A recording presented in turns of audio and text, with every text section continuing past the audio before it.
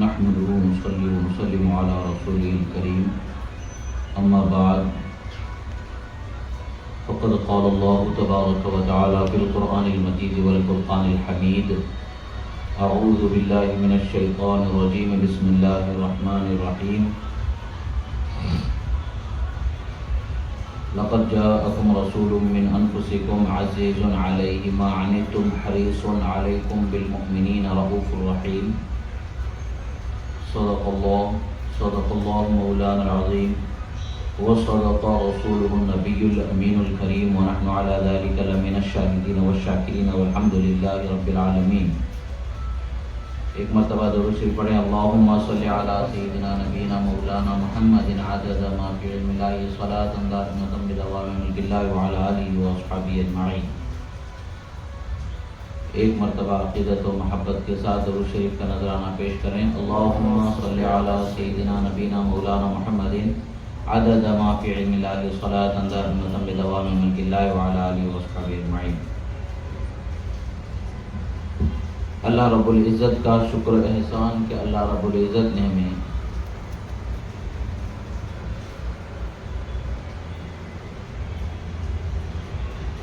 اس کے حبیب کریم صلی اللہ تعالی علیہ وسلم کی سچی محبت کرنے والا انسان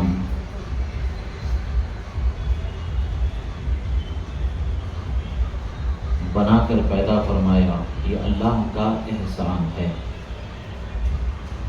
اگر اللہ کے رسول کی سچی محبت ہمیں نہ ملتی تو آج بنام اسلام بنام مسلم کثیر طبقے ہیں جو اپنے آپ کو رسول اللہ کی سچی محبت کرنے کا دعویٰ تو کرتے ہیں مگر جب عملی طور پر بات آتی ہے تو اللہ کے رسول صلی اللہ تعالی علیہ وسلم سے سچی محبت کا ان کا دعویٰ بھکوسلا دکھاوا نظر آتا.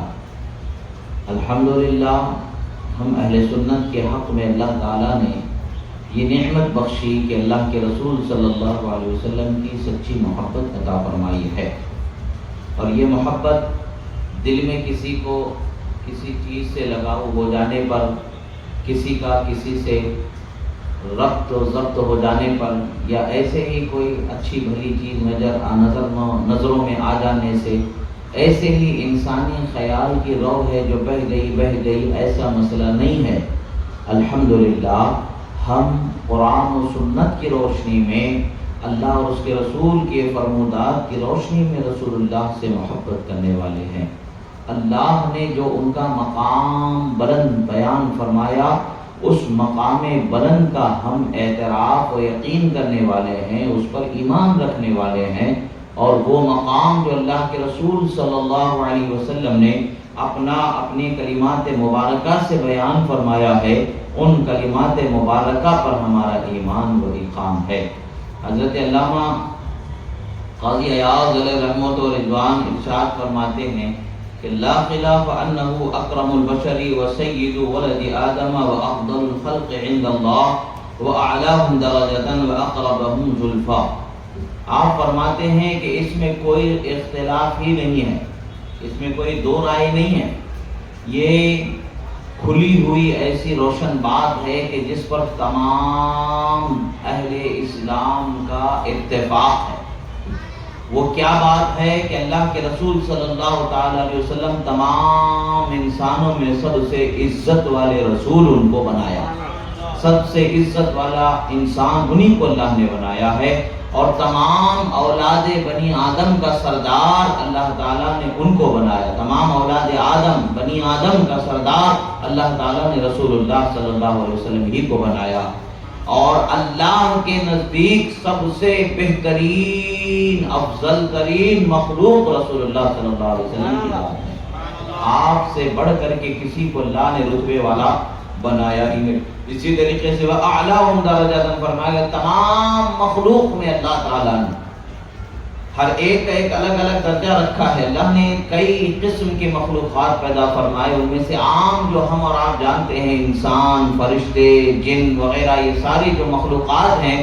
اس کے علاوہ جتنی بھی مخلوقات اللہ تعالیٰ نے بنایا ہے، جیسے عرش بنایا ہے، کرسی بنایا ہے، لوح و قلم بنایا ہے، جنت بنایا ہے وغیرہ. اللہ تعالیٰ نے آسمان زمین نہ جانے کتنے مخلوقات اللہ تعالیٰ نے بنایا ہے. ہر مخلوق میں سب سے زیادہ فضیلت والی ذات، افضل ترین ذات کوئی ہے تو ذات مصطفیٰ صلی اللہ علیہ وسلم ہے.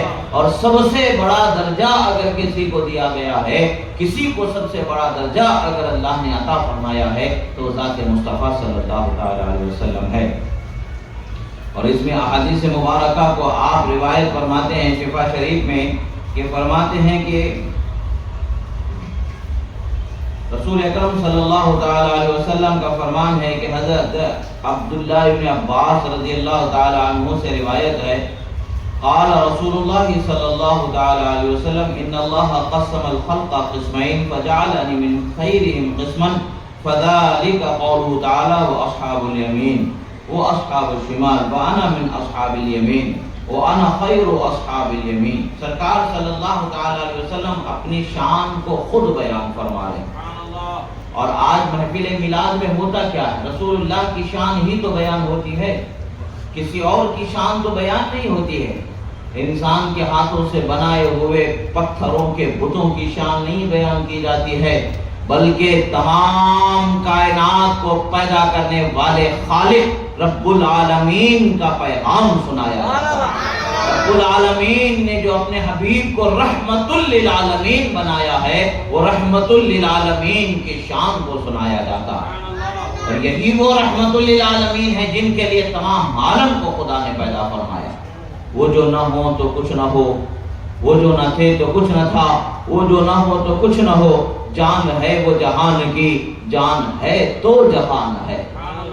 یہ تمام جہانوں کا وجود باقی ہے تو رسول اللہ کے وجود کے صدقے میں اللہ نے باقی رکھا.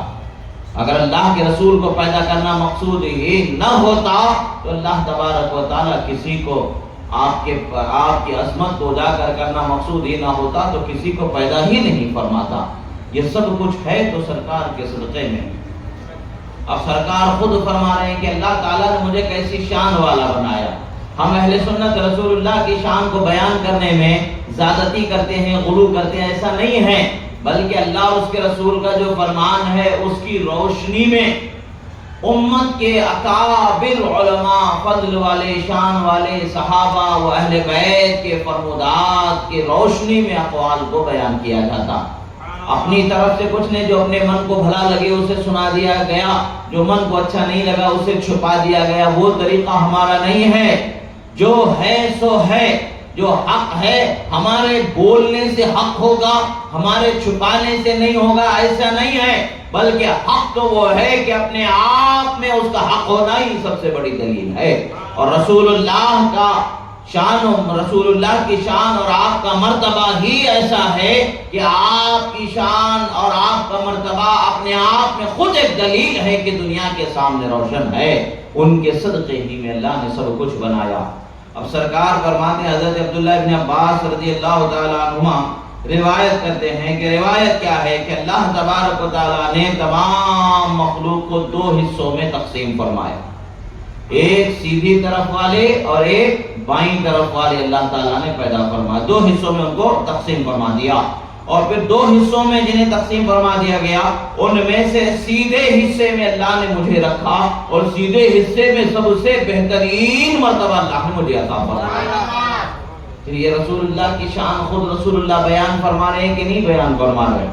اب رسول اللہ کب سے بیان فرما رہے ہیں؟ آپ کے پیدا کرنے سے پہلے مخلوق کا جو مقام کا انتخاب ہوا ہے اس انتخاب کا بیان رسول اللہ فرما رہے ہیں. یعنی دنیا میں آنے سے پہلے رسول اللہ کی شانوں کا جو اہتمام کیا گیا ہے ان شانوں کا بیان رسول اللہ فرما رہے ہیں. ہم تو دنیا میں آ جانے کے بعد ہی کا بیان کر رہے ہیں، مگر رسول اللہ تو دنیا میں آنے سے پہلے ان کا جو مقام تھا اور ان کی جو شان رب العالمین نے متعین فرمائی ہے، آپ کا جو مرتبہ رب العالمین نے مقرر فرمایا ہے اس کا بیان فرما رہے ہیں. پتہ کیا چلتا ہے؟ یہ محفل میلاد کا منانا یہ آج کا نیا طریقہ نہیں ہے، بلکہ یہ تو ہزاروں سال پرانا طریقہ، بلکہ یوں کہیں کہ یہ تو وہ ہے کہ جس کے صدقے میں سب کچھ ہے. اگر یہ نہ ہوتا تو کچھ بھی نہیں ہوتا. اللہ نے کیا فرمایا؟ خلقت الخلق لأعرفهم کرامتک ومنزلتک عندی لولاک لما خلقت الدنیا۔ اے حبیب، میں نے ساری کائنات کو اسی لیے پیدا فرمایا تاکہ آپ کے شان و مرتبہ میرے نزدیک کتنا بلند و بالا ہے دکھایا جائے۔ پتہ کیا چلتا ہے؟ آپ کو پیدا کرنا اگر منظور نہ ہوتا تو ان سب کو پیدا نہ کیا جاتا۔ پتہ کیا چلتا ہے کہ اللہ کے رسول کے پیدا کیے جانے کا ذکر اور اس کا اہتمام خود کائنات کو پیدا کرنے والے رب العالمین نے فرمایا، اور یہی وہ انعام کا مقام ہے جو اللہ تعالیٰ نے عطا فرمایا۔ پھر جب مخلوق کو اللہ تعالیٰ نے حصوں میں تقسیم فرمایا، کون کس میں ہوگا، کون کہاں ہوگا، کون کہاں جائے گا، کون کیسے ہوگا، یہ سارے فیصلے ہونے ہیں۔ اس وقت پر جب اللہ رب العزت نے دو حصوں میں فرمایا، ایک حصہ سیدھی طرف فرمایا، ایک حصہ مخلوق کا بائیں طرف فرمایا، اور جو حصہ مخلوق کا سیدھی طرف تھا ان میں سب سے بہترین رکھا، یعنی جو بائیں طرف ہے اس سے بہتر سیدھی طرف والا حصہ، اور سیدھی طرف میں سب سے بہترین مقام رسول اللہ صلی اللہ علیہ وسلم کا مقام، یعنی ان سے بڑھ کر کے کوئی مقام نہیں، سب سے اعلیٰ و اولیٰ ہمارا نبی، سب سے بالا و والا ہمارا نبی، یہی کہا گیا ہے۔ یعنی اللہ نے اپنے حبیب صلی اللہ تعالیٰ علیہ وسلم کو جو مقام بخشا ہے وہ مقام کسی کو عطا ہی نہیں ہوا۔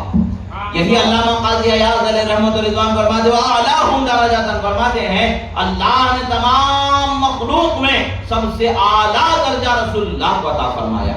اس کو ہم اہل سنت کہتے ہیں لا یمکن الثناء کما کان حقہ بعد الخدا بزرگتوئی القصہ مختصر، یعنی ہم اپنی بولی کو، اپنے بیان کو، اپنے کلمات کو اسی لفظ میں سمیٹ لیتے ہیں کہ آپ کی تعریف کرنا یہ ہمارے بس کی بات نہیں ہے، ہم آپ کی شان بیان کر نہیں سکتے، یہ ہماری طاقت نہیں۔ ہاں ایک بات بولتے ہیں جو حق ہے وہی بولتے ہیں۔ حق کیا ہے؟ خدا کے بعد اگر کسی کا مرتبہ ہے تو پیارے مصطفیٰ صلی اللہ علیہ وسلم کا مرتبہ ہے۔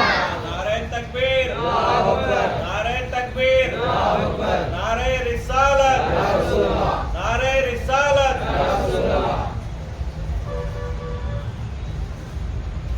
اور پھر سرکار صلی اللہ تعالیٰ علیہ وسلم کی آیات مبارکہ جو اللہ تبارک و تعالیٰ نے آپ کو قرآن میں آپ کی شان اور آپ کے مرتبے کو بیان فرمایا گیا، اس میں سے حضرت ابن عباس رضی اللہ تعالیٰ عنہ فرماتے ہیں کہ اللہ تبارک و تعالیٰ نے فرمایا والسابقون السابقون، سرکار فرماتے ہیں فَأَنَا مِنَ السَّابِقِينَ وَأَنَا خَيْرُ السَّابِقِينَ، جو سب سے پہلے سبقت لے جانے والے ہیں، جو سب سے پہلے سبقت پانے والے ہیں، ان میں سے کون ہے؟ میں ہوں جو سب سے پہلے سبقت پایا۔ اور پھر فرماتے ہیں سب سے وَأَنَا خَيْرُ السَّابِقِينَ، فرماتے ہیں سبقت لے جانے والوں میں سب سے بہترین میرا مقام۔ پھر فرماتے ہیں اللہ تعالیٰ نے ارشاد فرمایا اِنَّا خَلَقْنَاكُم مِّن ذَكَرٍ وَأُنثَىٰ وَجَعَلْنَاكُمْ شُعُوبًا وَقَبَائِلَ لِتَعَارَفُوا إِنَّ أَكْرَمَكُمْ عِندَ اللَّهِ أَتْقَاكُمْ۔ فرماتے ہیں کہ سنو، اللہ تبارک و تعالیٰ نے فرمایا کہ اے لوگو، میں نے تم میں انسان اور مرد اور عورت بنایا ہے اور تم میں قبیلوں کو بنایا ہے تاکہ آپس میں ایک دوسرے سے تم تعارف حاصل کر سکو، پہچان برقرار رکھ سکو، اور جان لو کہ اللہ کے نزدیک قبیلوں سے تمہارا مقام و مرتبہ متعین نہیں ہے، بلکہ تمہارے تقوی و پرہیزگاری سے اللہ کے نزدیک تمہارا مقام و مرتبہ ہے۔ پھر سرکار صلی اللہ تعالیٰ علیہ وسلم ارشاد فرماتے ہیں ان اکرمکم عند اللہ اتقاکم، جو اللہ کے نزدیک سب سے مقام و مرتبے والا کون ہے؟ جو سب سے زیادہ تقوی والا ہے۔ سرکار فرماتے ہیں فانا اتقى ولد آدم واکرمهم علی اللہ ولا فخر، فرماتے ہیں تمام بنی آدم میں سب سے زیادہ تقوی والا اللہ کی بارگاہ میں میں ہی ہوں، اور پھر فرماتے ہیں سب سے زیادہ اللہ کی بارگاہ میں اکرام والا، مقام و مرتبہ پانے والا میں ہوں، مگر اس پر میں فخر نہیں کرنے والا۔ یعنی رسول اللہ صلی اللہ تعالی علیہ وسلم اپنی شان خود بیان فرما رہے ہیں، یعنی اللہ کے رسول سے بڑھ کر کے کوئی تقوی والا ہے ہی نہیں، اللہ کے رسول سے بڑھ کر کے اللہ کے نزدیک کوئی اکرام والا ہے ہی نہیں، کوئی مقام و مرتبے والا ہے ہی نہیں. پتہ یہی چلتا ہے کہ وہ جو نہ تھے تو کچھ نہ تھا، وہ جو نہ ہو تو کچھ نہ ہو. جان ہے وہ جہان کی جان ہے تو جہان ہے. نعرہ تکبیر، نعرہ تکبیر، نعرہ رسالت، نعرہ رسالت، پتے پتے پھول پھول، یا رسول یا رسول. سرکار کی آمد، سرکار کی آمد.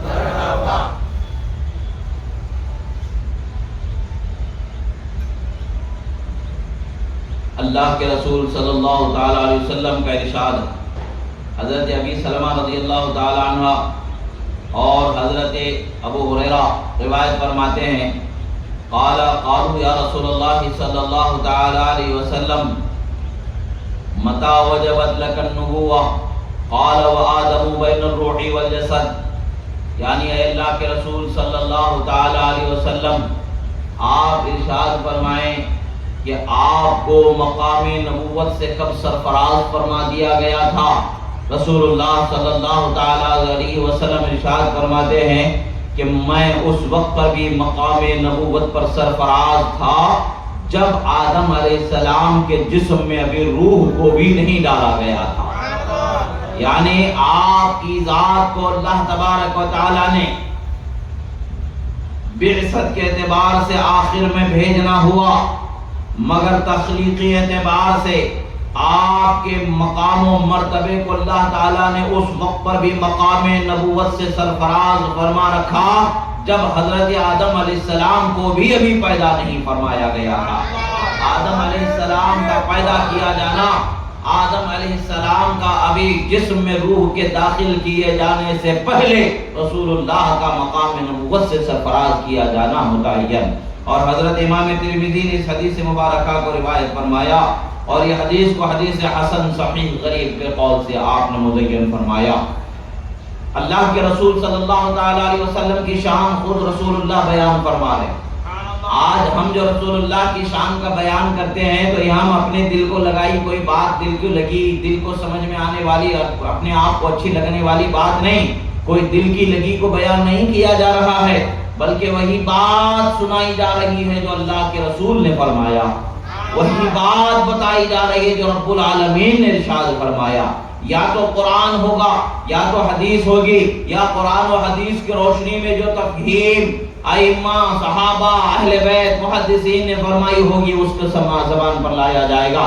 اپنی فہم سے اپنی مرضی سے کچھ نہیں سنایا جاتا ہے. یہ اہل سنت کی پہچان ہے کہ وہ رسول اللہ کی شان جیسا اس کا حق ہے ویسے ہی ادا کرتے ہیں. اللہ کے رسول صلی اللہ تعالی علیہ وسلم نے یہ بیان فرمایا. بیان فرمانا کیا بتا رہا ہے کہ اللہ کے رسول تو پیدا ہونے کے بعد کا مقام بھی بیان فرما رہے، پیدا ہونے سے پہلے بیان فرما رہے ہیں. آپ کی شان کا ہر پہلو، آپ کی عظمت کا ہر پہلو، کوئی ایسا پہلو باقی نہیں بچا کہ جس کا بیان نہ کیا گیا. ہر پہلو کا بیان ہو رہا. اور آج سوال کرنے والا سوال کرتا ہے کہ کیا رسول اللہ کے زمانے میں ایسا ہوا کرتا تھا؟ عقل کے ناخن لینے کی بات ہے، ہوش کے ناخن لینے کی بات ہے، سمجھنے کی بات ہے، اپنے آپ کو سنبھالنے کی بات ہے. یہ ساری حدیثیں کس بات کا بیان بتاتی ہیں؟ یہ حدیثیں کیا ہیں؟ رسول اللہ کے محافل میلاد پر اعتراض کرنے والوں کو سوچنے کی ضرورت ہے کہ یہ محافل میلاد پہ یہی تو بیان ہوتا ہے جو رسول اللہ نے بیان فرما دیا. رسول اللہ نے جو نہیں بیان فرمایا وہ بیان ہوتا ہے، ایسا تو ہے ہی نہیں. الحمدللہ جو بیان قرآن و سنت میں آ گیا ہے اور قرآن و سنت کی تفسیر و تشریح میں آ گیا ہے اسی کا بیان ہوتا ہے. کوئی اور نیا طریقہ، کوئی اور نیا رجحان تو ہوتا نہیں ہے. یہ اگر ہم اپنی طرف سے بتا دیں تو غلط ہوگا، مگر خود صاحب رسالت بیان فرما رہے ہیں، مگر خود صاحب نبوت بیان فرما رہے ہیں، مگر وہی شخصیت جن کو خدا نے تمام عالم میں سب سے ممتاز بنایا ہے وہ بیان فرما رہے ہیں. تمام مخلوقات میں اعظم ترین مخلوق جنہیں بنایا ہے وہ بیان فرما رہے ہیں. تمام مخلوقات میں افضل ترین مخلوق جو ہیں وہ بیان فرما رہے ہیں. تو ہم تو انہی کا بیان کر رہے ہیں، اپنی من کی بات نہیں. برا کیوں لگتا ہے؟ جب تم نے لا الہ الا اللہ محمد رسول اللہ پڑھ لیا ہے تو پھر اللہ اور اس کے رسول کو بیان کو سمجھنا اور سننے کی عادت بھی بنانی چاہیے.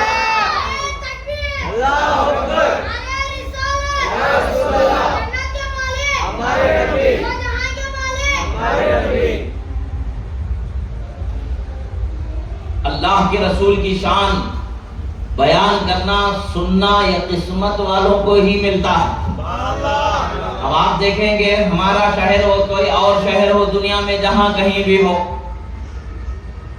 تو کیا چند معدود لوگ جو اس محفل میں آ جاتے ہیں وہ خوش نصیب ہوتے ہیں کہ نہیں ہوتے ہیں؟ بے شک خوش نصیب ہوتے ہیں۔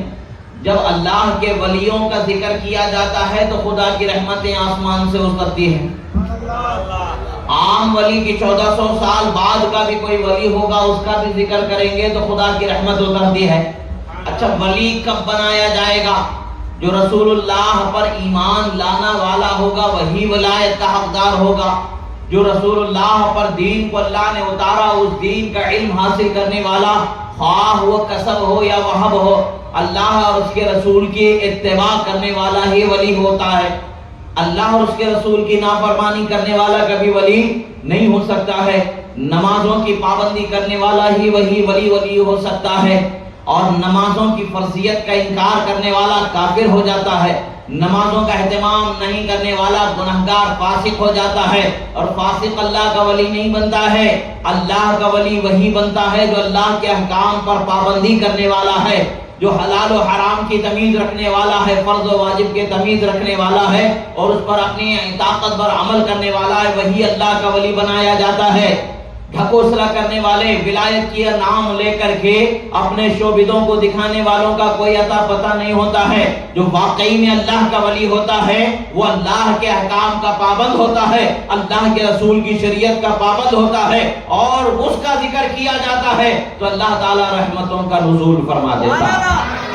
یہ جس کے طریقے پر چل کے اس مقام کو پہنچا ہے، یہ جس کی سنتوں پر عمل کر کے اس مقام کو پہنچا ہے، یہ جس کے کلمے کو پڑھ کر کے اس مقام کو پہنچا ہے، وہ شریعت والی ذات، وہ نبوت والی ذات، وہ رحمت والی ذات، سید الانبیاء والمرسلین، امام الانبیاء والمرسلین کا مقام کیا ہوگا؟ ان کا ذکر کیا جائے گا تو کس قدر رحمتوں کا نزول ہوگا یہ ہم اور آپ اندازہ ہی نہیں لگا سکتے۔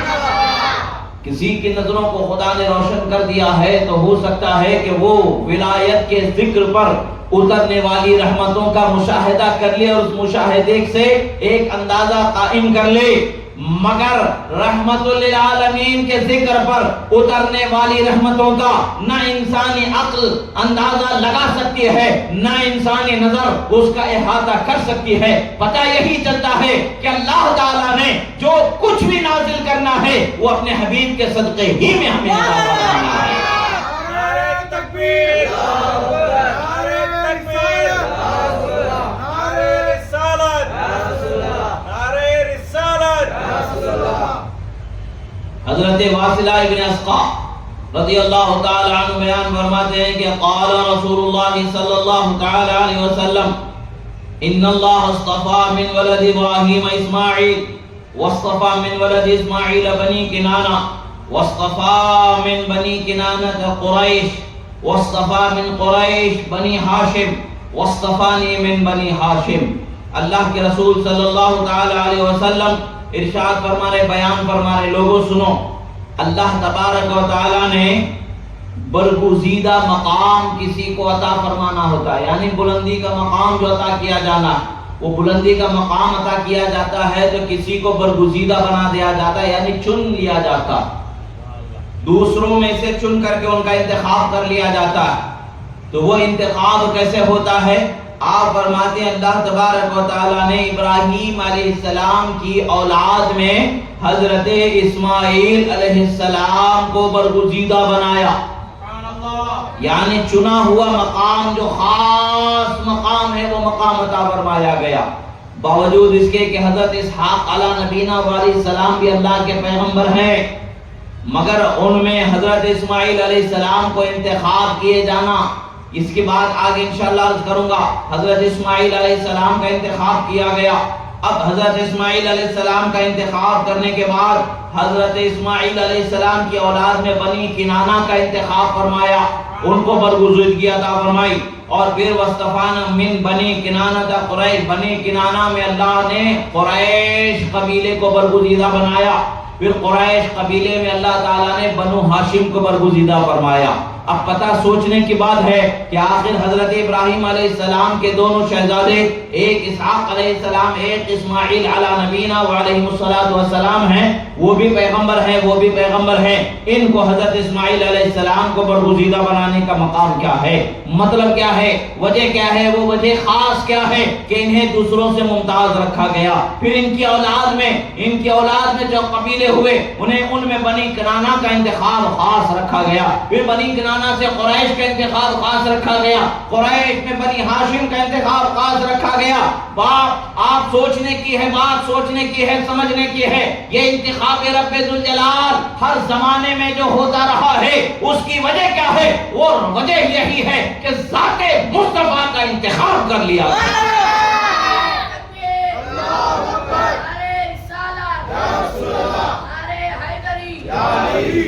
ذات مصطفیٰ کا انتخاب کیسے ہوا ہے؟ اللہ تبارک و تعالیٰ فرماتا ہے، اللہ کے رسول صلی اللہ تعالیٰ علیہ وسلم ارشاد فرماتے ہیں وَاصْطَفَانِي مِن بَنِي ہاشم. اللہ تعالیٰ نے جب اسماعیل علیہ السلام، حضرت ابراہیم علیہ السلام کے اولاد میں اسماعیل علیہ السلام کو چن لیا، پھر بنو کنانہ کو چن لیا، پھر قریش کو چن لیا، پھر بنو ہاشم کو چن لیا. پھر یہ تمام زمانوں میں چنندہ جو خاندان تھے ان خاندانوں میں بنو ہاشم خاندان کو چن لیا، اور بنو ہاشم خاندان میں اللہ تعالیٰ نے مجھے پیدا فرمایا. پتہ کیا چلتا ہے؟ تمام خاندانوں میں اللہ تعالیٰ نے رسول اللہ کے نور کو جو منتقل فرماتا رہا، وہ نور کے منتقل کرنے کے لیے بھی برگزیدہ بنایا جانا ہے. اور یہ بات ہمیں پتہ چلتی ہے نبی کی آمد کا اہتمام ہر زمانے میں ہوتا رہا. نبی کے نور کے منتقل ہونے کا اہتمام ہر زمانے میں ہوتا رہا. یہی تو ہم کہتے ہیں میلاد میں یہی تو ہوتا ہے جو سرکار نے بیان فرمایا، وہی تو ہوتا ہے کہ نہیں دوسرا کچھ بیان ہوتا ہے. یہ بات ہم اپنی بولتے ہیں کہ رسول اللہ کی بولی بولتے ہیں، رسول اللہ کی بولی بولتے ہیں، جو فرما چکے وہ سناتے ہیں. یہ ہم اپنے من سے لگا کے تھوڑی بولتے ہیں. یہ ان لوگوں کے ذہن میں اترتی نہیں بات جن کے دل میں ایمان ابھی مضبوط بیٹھا نہیں ہے. انہیں اپنے ایمان کی فکر کرنی چاہیے اور اپنے اسلام کی فکر کرنی چاہیے، اپنے عقیدے کی فکر کرنی چاہیے. جو رسول اللہ کی شان و عظمت کو سننے پر ڈر جاتے ہیں وہ حیران ہو جاتے ہیں، بولتے ہیں بھئی ایسے کیسے ہو سکتا ہے؟ آپ اتنی شان بیان کریں گے تو لوگ یہ سمجھیں گے وہ خدا ہیں. معاذ اللہ معاذ اللہ. ارے یہ تو مصطفیٰ ہیں جنہیں خدا نے پیدا فرمایا. خدا وہ ہے جو ان کا خالق و مالک جس کو کہا جاتا ہے.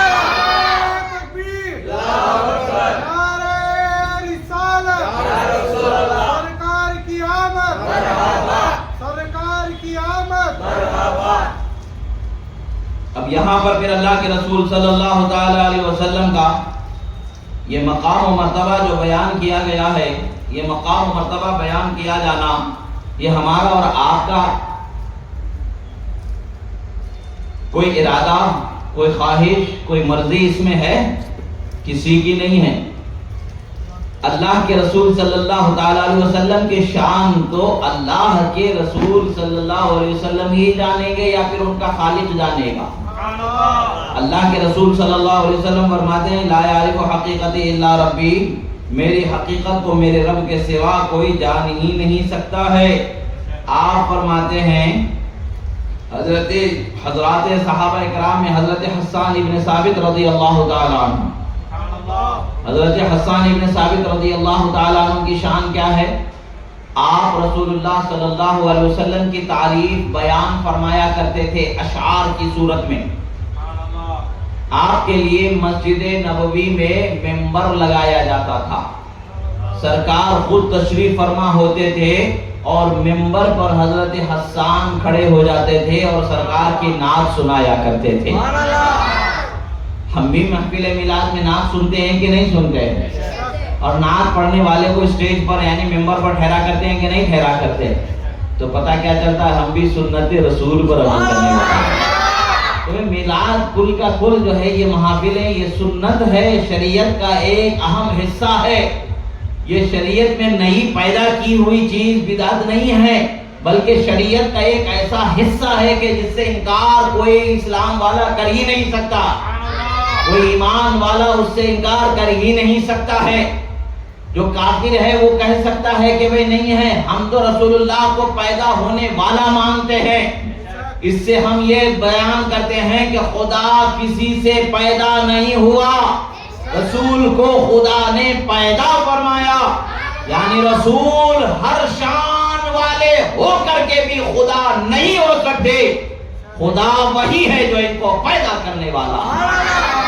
ہم تو وحدانیت کا بیان میلاد سے کرتے ہیں، ہم تو خدا کی رحمت کو عام میلاد سے کرتے ہیں، ہم تو خدا کے رسول کی پہچان میلاد سے کرتے، خدا کے رسول کی شان کو عام میلاد کی محفل سے کرتے ہیں۔ یہ وہ مقاصد ہیں کہ جس کے بغیر اسلام کی پہچان ہی نہیں ہے، اسلام کا تصور ہی نہیں ہے، ذات مصطفیٰ کی شان کے بغیر اسلام کا تصور ہی نہیں ہے، ذات مصطفیٰ کی پہچان کے بغیر اسلام کا تصور ہی نہیں ہے۔ وہ کیسے کہ لا الہ الا اللہ محمد رسول اللہ اس کا شاہد ہے۔ اللہ اکبر، یا رسول اللہ، ہمارے نبی۔ حضرت حسان ابن ثابت کو جب ممبر پر بیٹھایا جاتا تھا، حضرت حسان ابن ثابت ارشاد فرماتے وَأَحْسَنُ مِنْكَ لَمْ تَرَ قَطُّ عَيْنِي یا رسول اللہ، وَأَجْمَلُ مِنْكَ لَمْ تَلِدِ النِّسَاءُ یا رسول اللہ، خُلِقْتَ مُبَرَّأً مِنْ كُلِّ عَيْبٍ كَأَنَّكَ قَدْ خُلِقْتَ كَمَا تَشَاءُ یا رسول اللہ۔ یہ 4 مصرے ہیں، 2 شعر ہیں، اور یہ اپنے آپ میں ایسی جامعیت لیے ہوئے ہیں کہ یہ شعر کو اگر کوئی بندہ مومن سمجھ جائے تو اس کا ایمان تازہ ہو جائے۔ یہ ایسی شان جو رسول اللہ کی انہوں نے بیان فرمائی ہے، شاید ہی کوئی بیان کر پائے، یہ شاید ہی کوئی کر سکے۔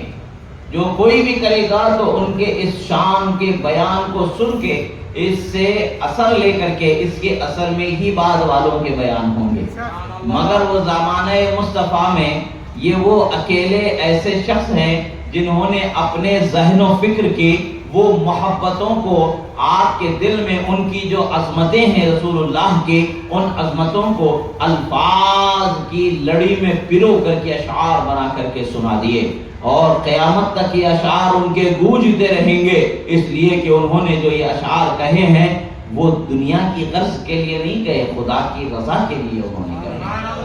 سوچنے کی بات ہے، یہاں پر کچھ تشریح میں ان اشعار پر کرنے کی کوشش کروں گا کہ آپ دیکھیں کہ رسول اللہ صلی اللہ تعالی علیہ وسلم کی یہ جو شان ہے جو بیان ہوئی ہے، یہ کس طریقے سے حقانیت کی دلیل بنی ہوئی ہے۔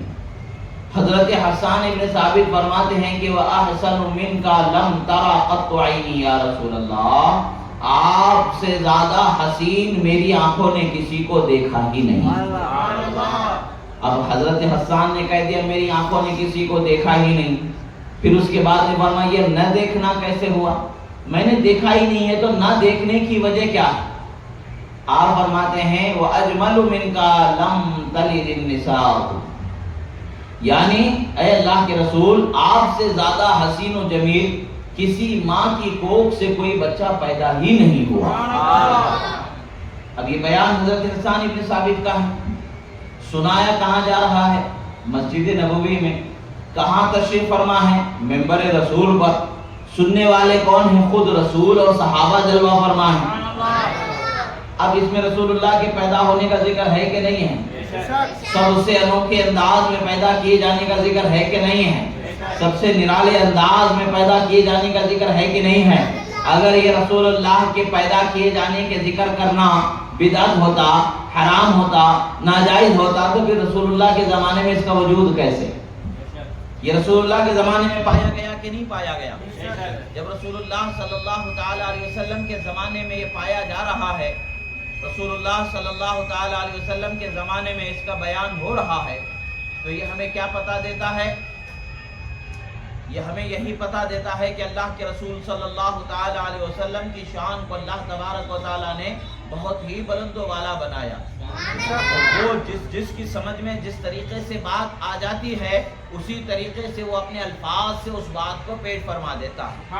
الفاظ بدلے ہوئے ہو سکتے ہیں مگر شان بدلی ہوئی گڑھی ہوئی نہیں ہوتی ہے. شان تو وہی ہوتی ہے جو شان رب العالمین نے ان کو عطا کی.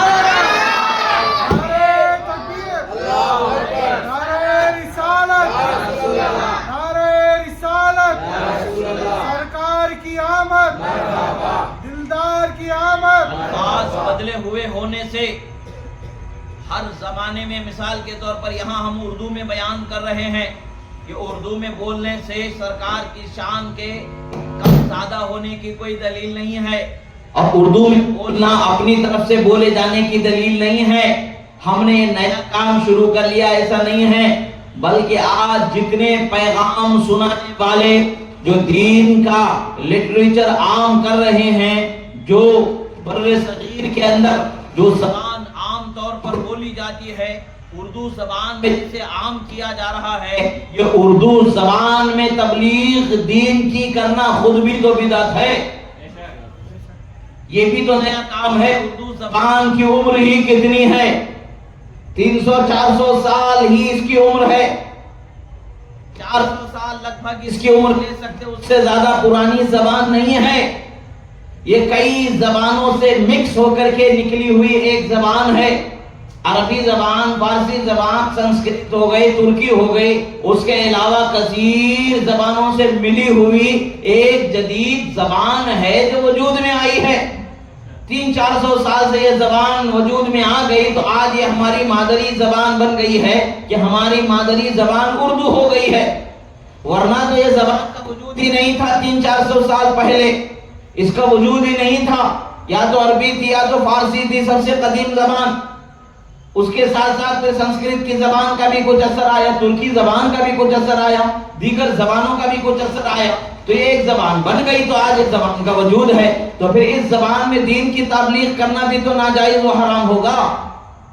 ہر نیا طریقہ اپنا لینا، ہر نیا کام کر کے نا دین میں اس کو شامل کر دینا، یہ بھی تو بدعت آپ شمار کرتے ہیں. تو یہ بدعت نہیں ہوگی بلکہ یہ بھی بدعت ہوگی، مگر یہ وہ چیز نہیں ہے جس سے منع کیا گیا ہے. منع اس سے کیا گیا ہے جو بدعقیدگی کو پیدا کیا جانا، برے عقیدے کو پیدا کرنا، برا کام شروع کرنا، وہ منع کیا گیا ہے. اچھا کام شروع کرنا منع نہیں کیا گیا ہے. اچھا طریقہ شروع کرنا منع نہیں کیا گیا ہے. برا طریقہ شروع کرنا، برا کام کرنا منع کیا گیا. بلکہ یہ کام رسول اللہ کی میلاد کا یہ تو وہ اچھا کام ہے جو ہزاروں سال سے ہوتا چلا رہا ہے. ہماری امت کی عمر 1400 سال ہے، مگر اس سے پہلے عیسیٰ علیہ السلام، اس سے پہلے یحییٰ، اس سے پہلے زکریا، اس سے پہلے حضرت داؤد، حضرت سلیمان، حضرت داؤد، حضرت موسیٰ، حضرت ہارون، حضرت یعقوب، حضرت اسحاق، حضرت اسماعیل، حضرت ابراہیم اور آدم علیہ السلام تک کے اتنے پیغمبر دنیا میں 1,24,000 آئے، اور ان کے ہر زمانے میں رسول اللہ کی آمد کا ذکر ہوتا رہا. میلاد کا ذکر، رسول اللہ کے آمد کا ذکر، رسول اللہ کے پیدا ہونے کا ذکر یہ آج نیا نہیں ہے بلکہ ہزاروں سال پرانا ہے، بلکہ کائنات اسی پر قائم چلی آ رہی ہے. انہی کے وجود کی برکتوں سے تو سب کچھ ہے. تو پھر ان کے پیدا ہونے کا ذکر نہ تو کس کے پیدا ہونے کا ذکر کریں گے؟ کیا یزید کا ذکر کریں گے؟ کیا ابو جہل کا کریں گے؟ کیا عتبہ شیبہ کا کریں گے؟ یا اور کسی کا کریں گے جس کا تم دانا کھاتے ہو؟ تم کس کا کھاتے ہو ہمیں اس سے غرض نہیں ہے. ہم تو رسول اللہ کا کھاتے ہیں، رسول اللہ کا گن گاتے. جو کچھ ہمیں ملتا ہے انہی کے ملتا ہے. رسول اللہ نے اعلان فرمایا واللہ یعطی وانما انا قاسم، اور بے شک اللہ ہی دینے والا ہے اور میں بانٹنے والا بنایا گیا ہوں.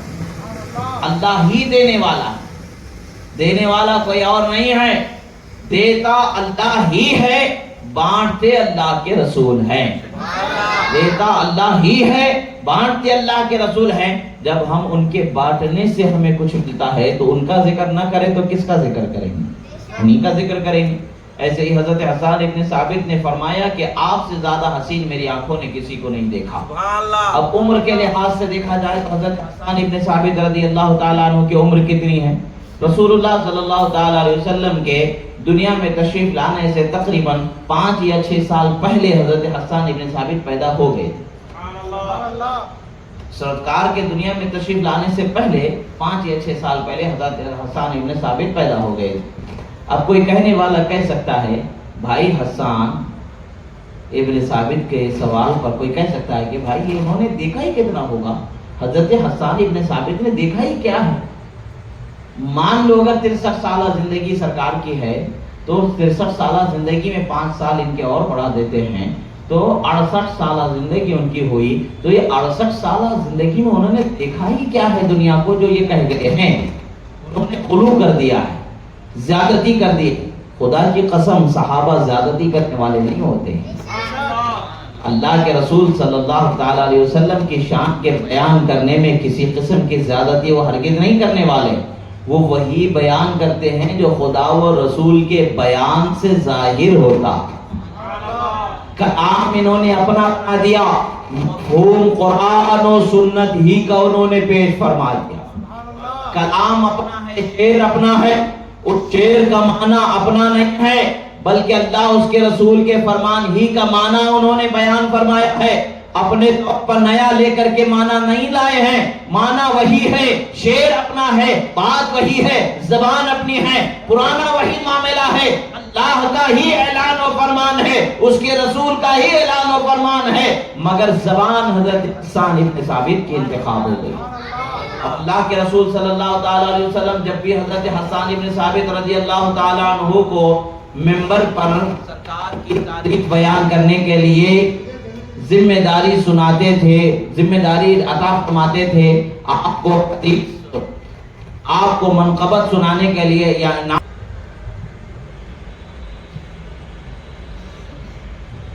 کے رسول صلی اللہ تعالی علیہ وسلم کی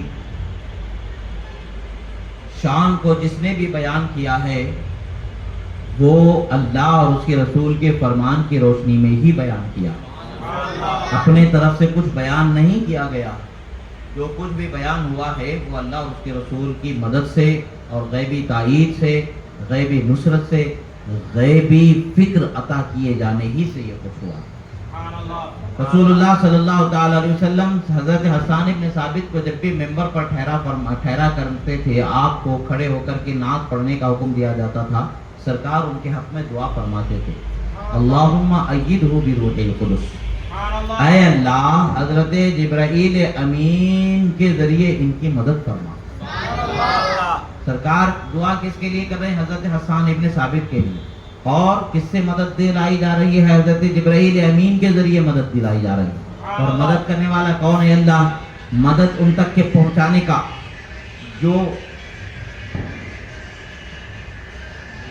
مدد پہنچائے جانے کا جو ذریعہ ہے، مدد پہنچائے جانے کا جو وسیلہ ہے وہ کون ہے؟ وہ حضرت حسان ابن ثابت رضی اللہ عنہ. حضرت حسان ابن ثابت کو پہنچائی جا رہی مدد وہ حضرت جبرائیل امین علی نبینا وعلیہ الصلوۃ والسلام کے ذریعے پہنچائی جا رہی ہے. اللہم ایدہ بروح القدس. رسول اللہ صلی اللہ تعالی علیہ وسلم کا یہ فرمان بتاتا ہے کہ اے اللہ میرا یہ پیارا میری تعریف سنانے کے لیے کھڑا ہے. اے اللہ یہ تیرے رسول کی شان بیان کر رہا ہے. اے اللہ یہ دنیا کے عام انسان کی نہیں بلکہ تیرا جسے تو نے محبوب بنایا، تیرے محبوب کی شان بیان کرنے کے لیے یہاں کھڑا ہے. اے اللہ اس کی مدد فرما. اور ایسی مدد فرما، کیسی مدد فرما؟ جبرائیل امین کے ذریعے مدد فرما. اب جبرائیل امین کے ذریعے مدد ہوتی ہے تو الفاظ و فکر کیسے سنور جاتی ہے.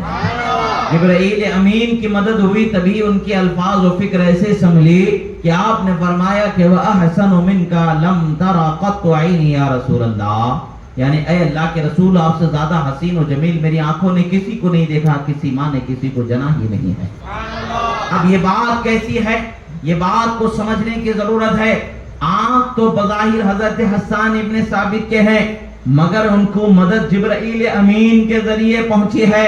تو گویا جبرائیل امین کی مدد پہنچنے سے ان کی زبان سے یہ کلمات نکل رہے ہیں کہ آپ سے زیادہ حسین میری آنکھوں نے کسی کو دیکھا ہی نہیں ہے یا رسول اللہ۔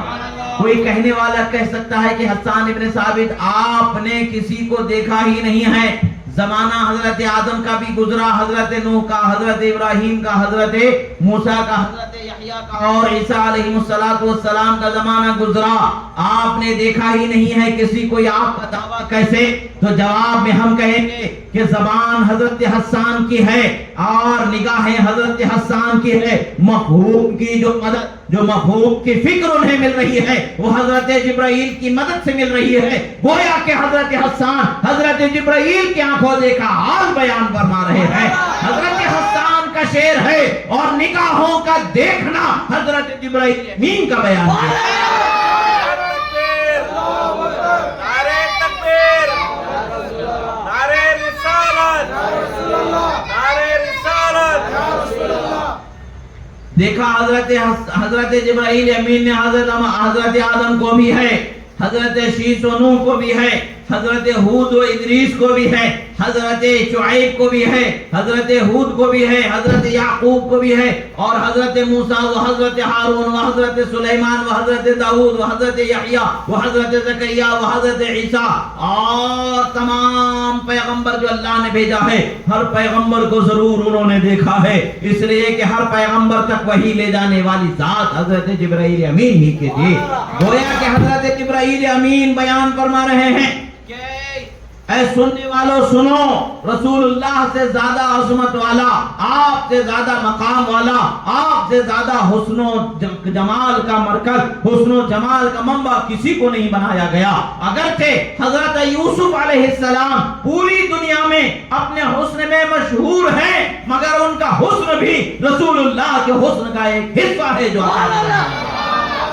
نعرہ تکبیر، نعرہ رسالت، نعرہ حیدری، سرکار کی آمد، سرکار کی آمد۔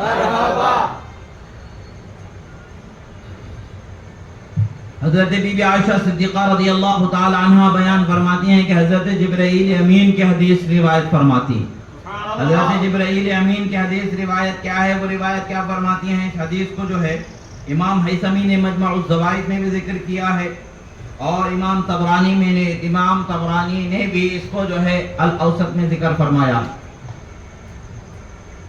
یہ حدیث حضرت بی بی عائشہ صدیقہ رضی اللہ تعالی عنہا سے روایت ہے۔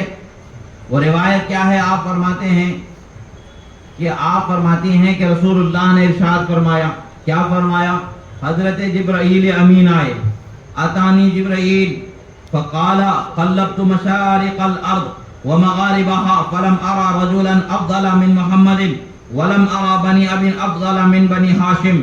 فرماتے ہیں کہ اللہ کے رسول صلی اللہ تعالی علیہ وسلم، میں نے مشرق و مغرب زمین کے ہر حصے کو کھنگال ڈالا، زمین کے چپے چپے کو چھان ڈالا، مگر آپ سے زیادہ مقام و مرتبہ آپ سے زیادہ مقام و مرتبے والا میں نے کسی کو نہیں پایا، اور آپ سے زیادہ عظمت والا میں نے کسی کو نہیں دیکھا، اور آپ کے خاندان سے زیادہ عظمت والا کوئی خاندان میں نے نہیں دیکھا۔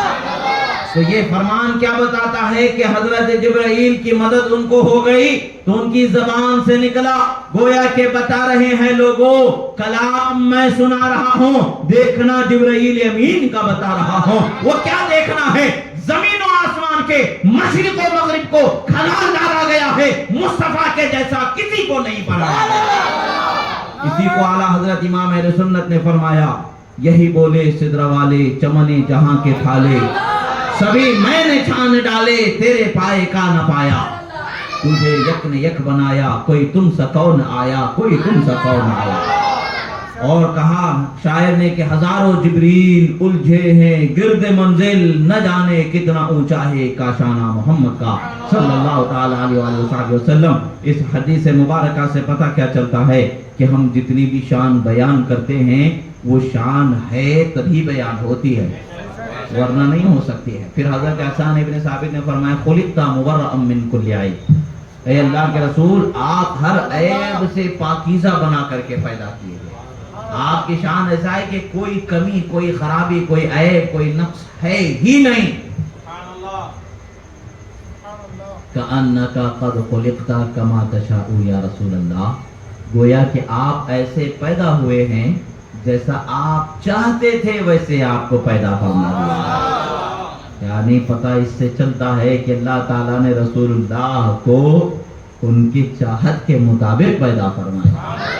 اللہ کے رسول صلی اللہ تعالیٰ علیہ وسلم کی شان بہت بلند و بالا، اور رسول اللہ صلی اللہ تعالیٰ علیہ وسلم کی شان کا یہ مقام ہے کہ آپ کو اللہ تبارک و تعالیٰ نے تمام رسولوں میں سب سے بلند و بالا مقام بخشا. ابھی آپ نے حدیث سنا، رسول اللہ صلی اللہ علیہ وسلم نے فرمایا کیسے لوگوں میں چن چن کر کے رسول اللہ کا انتخاب فرمایا گیا. یعنی رسول اللہ کو جس قبیلے میں، جس خاندان میں پیدا کیا جانا ہے، وہ خاندان بھی رسول اللہ کا چنا ہوا خاندان ہوتا. یعنی ایسے ہی نہیں بلکہ اللہ تعالیٰ نے ہر چیز کا انتخاب فرمایا، ہر چیز کو چن چن کر کے مصطفیٰ کے لیے انتخاب فرمایا. اور مصطفیٰ پیارے صلی اللہ تعالیٰ علیہ وسلم کی شان ہمیں بتاتے ہیں.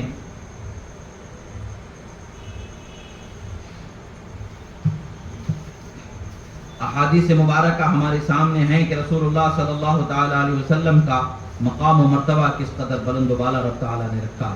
اور رسول اللہ صلی اللہ تعالیٰ علیہ وسلم کے ہر تعلق رکھنے والی چیز کو اللہ تبارک و تعالیٰ نے بلند و بالا فرمایا. رسول اللہ صلی اللہ تعالیٰ علیہ وسلم کی شان کو اللہ تبارک و تعالیٰ نے ایسے بیان فرمایا. یہاں پر دیکھیں صحابہ کرام کا جو عقیدہ تھا، وہ عقیدہ کیسے رسول اللہ صلی اللہ تعالیٰ علیہ وسلم کی شان کا بیان فرماتا. اور آج اگر ہم رسول اللہ صلی اللہ تعالیٰ علیہ وسلم کی شان کو اگر بیان کر دیتے ہیں، اور آج ہم رسول اللہ صلی اللہ تعالیٰ علیہ وسلم کی عظمت کا بیان کر دیتے ہیں، تو لوگ حیران و پریشان ہو کر کے بولتے ہیں بھائی اس قدر تعظیم کیوں بیان کر رہے ہو؟ ارے ہم عرض کرتے ہیں کہ ہم نے اتنا کچھ بیان کیا ہی نہیں ہے جتنا صحابہ نے کیا. ہم اتنا کچھ کر ہی نہیں سکتے ہیں جتنا رسول اللہ کے صحابہ نے ان کے لیے کر دیا. ہم اتنا بیان کر ہی نہیں سکتے ہیں کہ جتنا رسول اللہ کے صحابہ نے بیان کر دیا. ہم اتنا بیان نہیں کر سکتے ہیں کہ جتنا رسول اللہ صلی اللہ تعالیٰ علیہ وسلم نے خود اپنی شان کا اظہار فرما دیا اور خود اپنے مقام و مرتبے کا بیان فرما دیا. وہ ہم کر ہی نہیں سکتے ہیں جتنا اللہ تبارک و تعالیٰ نے ان کا مقام و مرتبہ بیان فرما دیا. رسول اللہ صلی اللہ تعالیٰ علیہ وسلم کی شان و عظمت کا اعتبار ہم کیا کر سکیں؟ وہ جن کو اللہ تعالیٰ نے ایمان کی حقیقی و سچی دولت سے سرفراز فرمایا، وہی جانتے ہیں کہ کس قدر رسول اللہ صلی اللہ تعالیٰ علیہ وسلم کی شان کو اللہ تبارک و تعالیٰ نے بیان فرمایا. صحابہ کرام رضوان اللہ علیہم اجمعین سرکار کے پسینے سے اس قدر محبت کرتے تھے، اس قدر محبت کرتے تھے، آپ کے جسم کے فضلات مبارکہ سے وہ محبت فرمایا کرتے تھے. اللہ تعالیٰ نے پاکیزہ انہیں بنایا. اللہ کے رسول صلی اللہ تعالیٰ علیہ وسلم سے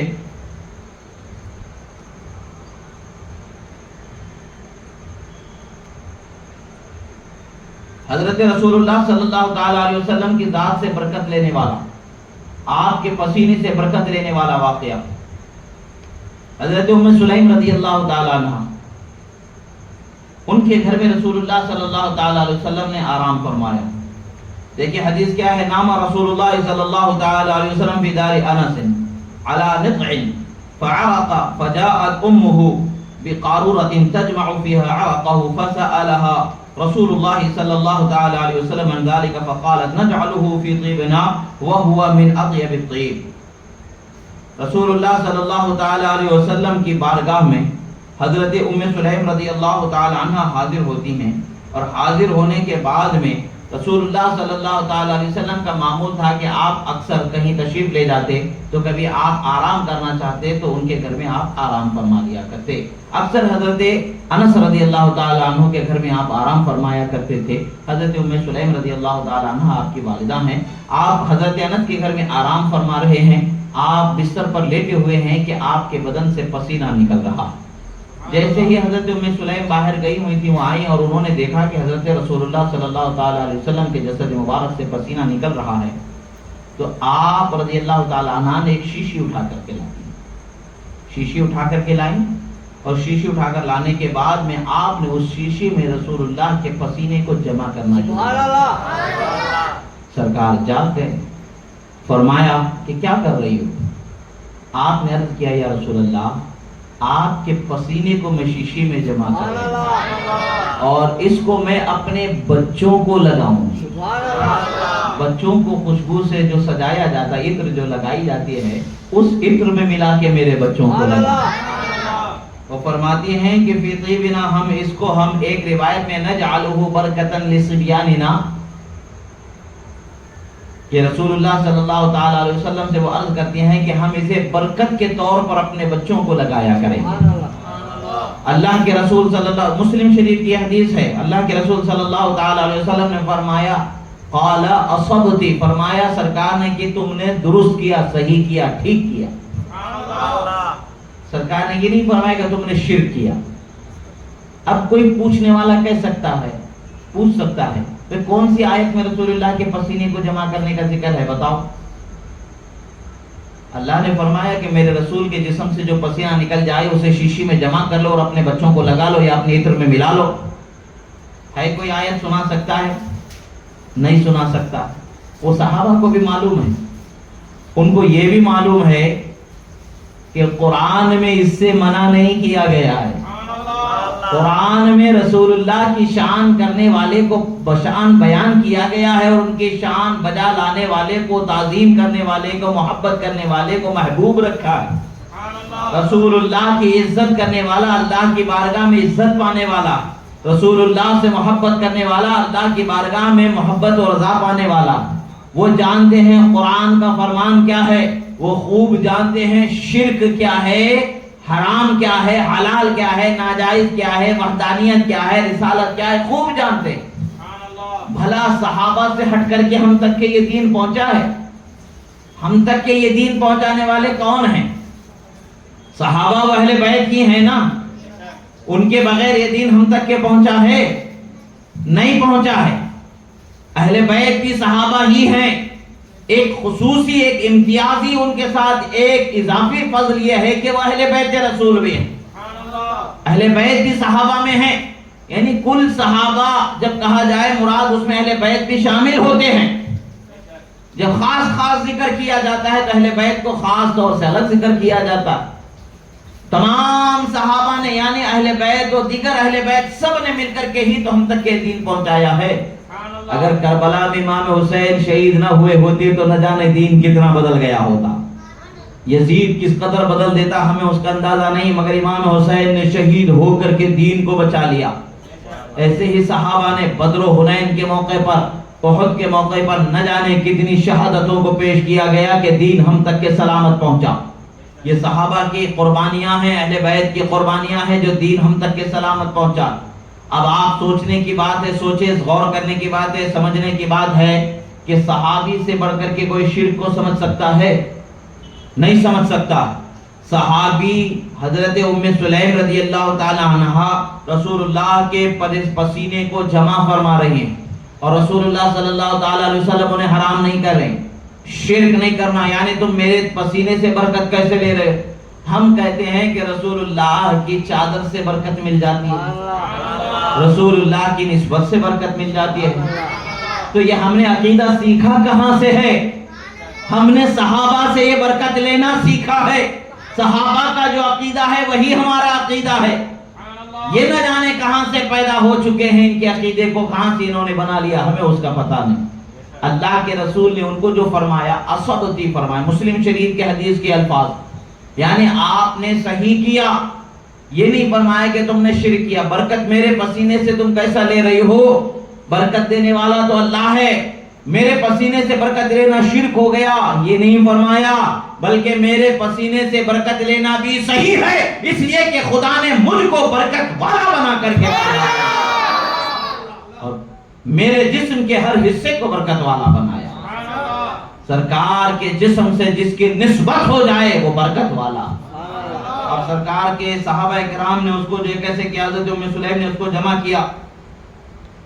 جمع کرنے کے بعد رسول اللہ صلی اللہ تعالی علیہ وسلم سے، سرکار سے انہیں مجزہ مل گیا، تم نے صحیح کیا. تو وہ اپنے بچوں کو لگایا کرتی تھی. اسی طریقے سے رسول اللہ صلی اللہ تعالی علیہ وسلم کے ایک صحابیہ ہیں جنہوں نے رسول اللہ صلی اللہ تعالی علیہ وسلم کے بول مبارک کو پی لیا تھا، اور ایک ہیں جسے رسول اللہ صلی اللہ تعالی علیہ وسلم کے خون کو جنہوں نے پی لیا تھا۔ ہمارا خون ناپاک و حرام ہوتا ہے، ہمارا پیشاب ناپاک و نجس ہوتا ہے، مگر اللہ کے رسول صلی اللہ تعالی علیہ وسلم کے فضلات مبارکہ ایسے نہیں ہیں۔ اللہ تعالیٰ نے انہیں پاک ہی رکھا ہے، وہ عین طہارت ہیں، وہ عین پاکی ہے۔ اللہ کے رسول صلی اللہ تعالی علیہ وسلم کی ذات ہے۔ آپ سنیں، یہاں پر دیکھیں، روایت کی جاتی ہے کہ حضرت علی رضی اللہ تعالی عنہ اور دیگر صحابہ کرام رضوان اللہ علیہم اجمعین سے روایت ہے، حضرت مالک ابن سنان رضی اللہ تعالی عنہ یہ صحابی رسول ہیں، جب انہوں نے پی لیا، کب پیا تھا؟ جب رسول اللہ صلی اللہ تعالی علیہ وسلم جنگ احد میں زخمی ہوئے تھے، اس وقت پر سرکار کے جسم سے جو خون نکل رہا تھا تو اس کو انہوں نے پی لیا تھا۔ وہ روایت کیا فرماتے ہیں؟ منہ شرب مالک ابن سنان دمہ، رسول اللہ صلی اللہ تعالی علیہ وسلم شرب دمہ یوم احد ومسه ایاہ وتصدیقه صلی اللہ علیہ وسلم ذلك له وقوله لن تصیبہ النار۔ اب یہاں پر پتہ کیا چلتا ہے؟ رسول اللہ صلی اللہ تعالی علیہ وسلم کے سامنے کوئی کام کر دیا جائے اور سرکار اس کام سے نہ روکیں تو وہ کام ہمارے لیے کیا ہوتا ہے؟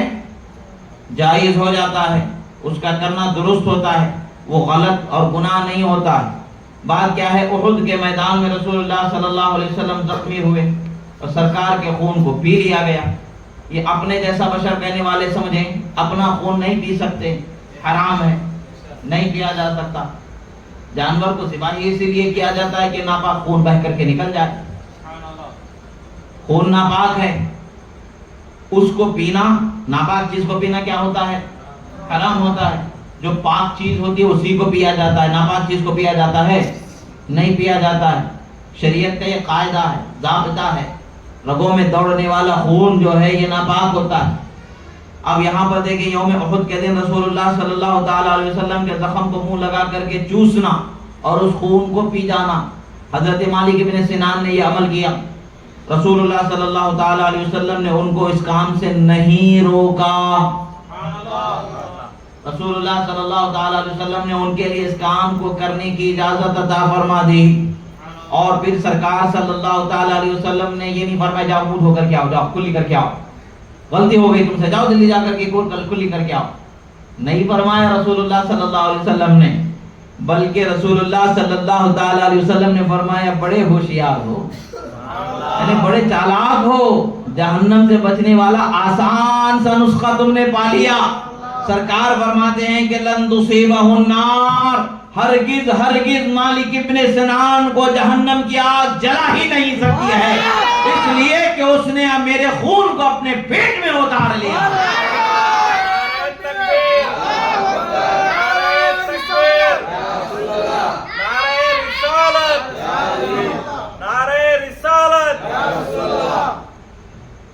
رسول اللہ صلی اللہ تعالی علیہ وسلم کا خون جس میں اتر جاتا ہے اسے جہنم جلا نہیں سکتی۔ سوچے کہ خون پینے والے کا یہ حال ہے تو جن کی رگوں میں خون رسول اللہ کا اترتا چلا آیا، وہ اہل بیت رسول، آل رسول کا کیا مقام ہوگا؟ وہ تو بڑی ایک عجیب شان ہوگی جو کل قیامت میں ہم سب اپنی آنکھوں سے دیکھیں گے۔ رسول اللہ پر خدا کا اکرام کیسے ہوتا ہے اور انعام کیسے ہوتا ہے، اور آپ کے آل پر کیسے اکرام ہوتا ہے۔ بہرحال یہاں پر یہ صحابی رسول صلی اللہ تعالی علیہ وسلم کو رسول اللہ صلی اللہ تعالی علیہ وسلم نے یہ نہیں فرمایا، سرکار نے ان کو یہ نہیں فرمایا کہ جاؤ منہ دھو کر کے آؤ، ناپاک چیز تمہارے منہ میں لگ گئی اب جاؤ منہ دھو کر کے آؤ، آپ جا کر کے انگلی ڈال کے کہہ کر کے نکال دو، یہ نہیں فرمایا۔ سرکار نے خوشخبری سنا دی کہ اب تم نے میرا خون پی لیا ہے تو جہنم جلا نہیں سکے گی۔ جہنم کی جلانے کی طاقت نہیں ہے اس کو کہ جس کے شکم میں میرا خون اتر جائے، جس کا تعلق میرے خون سے ہو جائے اسے جہنم جلا نہیں سکتی ہے۔ رسول اللہ صلی اللہ تعالی علیہ وسلم کے اس فرمان سے پھر دوسری طریقے سے حضرت عبداللہ ابن زبیر رضی اللہ تعالی عنہ اب یہ تو ہے کہ زخم سے بچانا، زخم سے نکلنے والے خون سے روکنا اس مقصد کے تحت کیا گیا ہوگا، نہیں. حضرت عبداللہ ابن زبیر رضی اللہ تعالیٰ عنہ ہیں، آپ کے متعلق سے یہ روایت آتی ہے کہ روایت کیا ہے، رسول اللہ صلی اللہ علیہ وسلم کا جب حجامہ کیا گیا، جب خون نکالا گیا، نشتر لگا کر کے جو حجامہ کیا جاتا ہے، خاص طریقہ جو طبی طریقہ، یہ سنت بھی ہے، حجامہ کرنا سنت ہے، حجامہ کرنا چاہیے، اس سے انسان کی جو بیماریاں ہوتی ہیں وہ دور ہوتی ہیں، اسے شفا ملتی ہے، سنت کی نیت سے کرے تو دوہرا ثواب ہوتا ہے. سرکار صلی اللہ تعالیٰ علیہ وسلم نے حضرت عبداللہ ابن زبیر نے سرکار کا خون حجامہ کا جو تھا وہ پی لیا. سرکار نے انہیں منع نہیں فرمایا، اور آپ صلی اللہ تعالی علیہ وسلم نے لوگوں کو بتا دیا، لوگوں کی خرابی ہے جو تم کو تکلیف دے کر کے خرابی پائیں گے. وَيْلٌ لَكَ مِنَ النَّاسِ وَيْلٌ لَهُم مِّنْكَ، فرماتے کہ جو تم کو ستائے گا، جو تمہیں تکلیف دے گا، وہ بہت خرابی والا ہے، وہ بہت خرابی والا ہے، یزید کے ظلم و ستم کا شکار ہونے والے. بہرحال وہ ایک الگ موضوع ہے، کربلا کے واقعات میں اس پر سے حاصل گفتگو ہو چکی ہے. حضرت عبداللہ ابن زبیر رضی اللہ تعالیٰ عنہ کو رسول اللہ نے خون پی جانے پر منع نہیں فرمایا، بلکہ یہ بشارت دی کہ تمہیں جو ستائے گا وہ بڑی پریشانی والا ہوگا، ہلاکت والا ہوگا، مشکلوں میں پڑنے والا ہوگا، اللہ کی ناراضگی اور اس کے عدم رضا کا اس کا سامنا ہوگا، رضا سے محروم کر دیا جانے والا ہوگا. سارے معنی اس میں شامل ہوتے ہیں. اسی طریقے سے حضرت رسول اللہ صلی اللہ تعالیٰ علیہ وسلم کی خدمت میں خاتون ہوا کرتی ہیں جنہیں حضرت ام ایمن رضی اللہ تعالیٰ عنہ کہا جاتا ہے. وہ رسول اللہ صلی اللہ تعالیٰ علیہ وسلم کے پیشاب مبارک کو انہوں نے پی لیا تھا. اس کو عربی میں بول کہا جاتا ہے، اردو میں پیشاب کہا جاتا ہے، تو عربی میں بول مبارک کہا جاتا ہے. تو اس کو پی لیا تھا. طریقہ کیا تھا، سرکار صلی اللہ تعالیٰ علیہ وسلم کے چارپائی کے نیچے ایک برتن مٹی کا رکھا ہوا کرتا تھا کہ جس میں رات کے وقت پر یعنی ہنڈا ہوا کرتا تھا، جیسے آج کل پانی کا جو گھڑے ہوتے ہیں نا مٹی کے، ویسے ایک بڑا گھڑا ہوا کرتا تھا جس میں رسول اللہ صلی اللہ تعالیٰ علیہ وسلم رات میں کبھی آپ کو کوئی حاجت پیش آتی تو آپ اس میں استنجا فرمایا کرتے تھے، اور اس کو بعد میں صبح میں لے جا کر کے لوگ جو آپ کی خدمت کرنے والے تھے جیسا حکم ہوتا تھا کسی جگہ پر ڈال دیتے تھے. اور سرکار کی خصوصیات میں سے یہ ہے کہ سرکار کا بول مبارک، پیشاب مبارک یا آپ کے جسم سے نکلنے والی ہر چیز جس جگہ پر ڈالی جاتی تھی زمین چر جاتی تھی، اسے اپنے اندر سما لیتی تھی، یعنی زمین اسے اپنے پیٹ میں محفوظ کر لیتی تھی. زمین پر کھلے طور پر وہ نہیں ہوا کرتی تھی. مٹی پر پیشاب بھی ڈالو تو زمین اپنے اندر چیرے جاتی تھی اور فوراً اس کو اپنے اندر سمیٹ لیتی تھی. سرکار صلی اللہ تعالیٰ علیہ وسلم کے معجزات میں سے ایک معجزہ یہ بھی ہے، آپ کے مقام و مرتبے کی بلندی کی علامتوں میں سے ایک علامت یہ بھی ہے. اب ہوا یہ کہ رات کے اندھیرے میں حضرت ام ایمن جاگی، پانی کی پیاس تھی ان کو، اچانک ان کا ہاتھ اس گھڑے پر پڑا اور گھڑا کھول کر کے دیکھا تو انہیں پانی کا احساس ہوا، اٹھایا اور پی لیا. جب صبح سرکار نے کہا کہ ایک گھڑے کو خالی کر کے لاؤ تو حضرت ام ایمن نے کہا کہ یا رسول اللہ وہ تو میں نے پی لیا. اور آپ سوچیں سمندر کے پانی سے کھارا انسان کا پیشاب ہوتا ہے، سمندر کا پانی تھوڑا بھی انسان پی لے تو تھوڑا بہت ایک دو گھونٹ تو پی سکتا ہے، مگر اس سے کہیں زیادہ کھارا بیکٹیریا سے بھرا ہوا پیشاب ہوتا ہے، وہ عام انسان کا ہوتا ہے، مگر رسول اللہ کا ایسا نہیں ہوتا. رسول اللہ کا طیب و طاہر پاک ہے. آپ سوچیں کہ پورا پی لیا، انہیں احساس ہی نہیں ہوا، پانی ہی سمجھتے رہے اور پیتے رہے. مطلب کیا اس سے سمجھ میں آتا ہے کہ عام انسانوں کے پیشاب میں رسول اللہ کے پیشاب میں زمین و آسمان کا جو پیشاب رسول اللہ کا ہے اس کی برابری نہیں کر سکتے ہیں. رسول اللہ کی ذات کی برابری کرنے کے لیے معاذ اللہ کہتے رسول اللہ ہمارے جیسا. ارے رسول اللہ کے تھوک کی برابری نہیں ہو سکتی ہے، رسول اللہ کے بول مبارک کی برابری نہیں ہو سکتی ہے، رسول اللہ کے پسینے کی برابری نہیں ہو سکتی ہے، ذات مصطفیٰ کی برابری کیسے ہو سکتی ہے؟ وہ تو عظیم ذات ہے جس کو اللہ تعالیٰ نے بہت ہی بلند و بالا مقام عطا فرمایا. حضرت ام ایمن رضی اللہ تعالیٰ عنہ نے اس کو پی لیا. اب سرکار نے ان کو بھی نہیں فرمایا ارے بھاگو جاؤ جلدی منہ دھو کر کے آؤ، یہ نہیں فرمایا ارے ना, वो सरकार जानते हैं कि वो भी पाक है, उनके जिस्म की हर चीज को पाक रखा है। सरकार खूब जानते हैं कि वो ऐसे बशर हैं कि उनके जैसा कोई नहीं है। या रसूल अल्लाह इन्नमा अंतल बशर लाकल बशर। जब हजरत उम्मे ऐमन रज़ी अल्लाह ताला अन्हा ने पी लिया तो वो उसको कैसे रहा। अब यहाँ पर देखेंगे कोई कहने वाला कह सकता है कि भाई ये ज़ईफ किस्से कहानी वाली बातें उठा करके तुम शान कैसे बता सकते हो। ये रिवायतों में जो सीरत में तारीख में बयान किए जाने वाले ज़ईफ ही होते हैं, ये अक्ल से निकाल दो। इस हदीस के मुतालिक से क्या है कि हज़रत उम्मे ऐमन रज़ी अल्लाह ताला अन्हा की इस हदीस मुबारका से एक रिवायत ये होती है कि इमाम हैसमी रज़ी अल्लाह ताला अन्हु ने इसको जमुल जवामे में जिक्र फरमाया है और आप फरमाते हैं कि इमाम तबरानी ने इसको रिवायत फरमाया है। और इमाम तबरानी के जो रिजाल हैं, यानी इस हदीस को कई सनदों से जिक्र किया गया, अलग अलग सनद से जिक्र किया गया। इमाम तबरानी के जो रिजाल हैं वो रिजाल के मुतालिक क्या फरमाते, रिजालुस सहीह फरमाते, सब के सब सही रिजाल हैं, यानी इमाम बुखारी के जो रिजाल हैं वो रिजाल हैं। और फिर फरमाते गैर अब्दुल्लाह इब्न अहमद इब्न हंबल, फरमाते हैं हजरत अब्दुल्लाह इब्न हंबल और हकीमा, ये दो के अलावा सारे जितने रिजाल हैं वो सब के सब इमाम बुखारी, यानी सब सही रिजाल है, सही बोलने वाले बड़े पावरफुल रिजाल है। और इन दोनों के बारे में फरमाते ये दोनों के दोनों सिका रावियान, यानी सनद के एतबार से ये हदीस सही हदीस है, इसका इनकार नहीं किया जा सकता है। सही हदीस से साबित है कि रसूलुल्लाह के पेशाब मुबारक को हजरत उम्मे ऐमन ने नोश फरमा लिया, हजरत उम्मे ऐमन ने पी लिया था। रसूलुल्लाह सल्लल्लाहु ताला अलैहि वसल्लम ने उन्हें ये नहीं फरमाया था कि अब जाओ मुंह धो करके आओ, जाओ कह करके आओ। सरकार ने ये नहीं फरमाया, बशारत सुना दी, खुशखबरी सुना दी। वो खुशखबरी क्या सुनाई, लन तश्तकी वजअ बतनी की अबदन, फरमाया कि अब तुम कभी जिंदगी भर में तुम्हारे पेट में कभी दर्द होगा ही नहीं।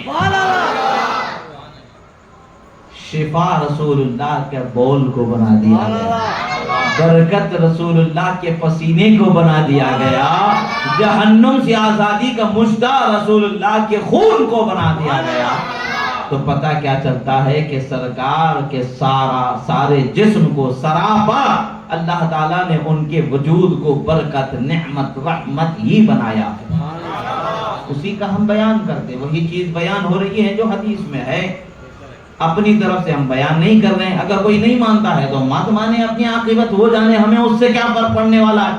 उसके किसी के नहीं मानने से जो सच है वो झूठ हो सकता है।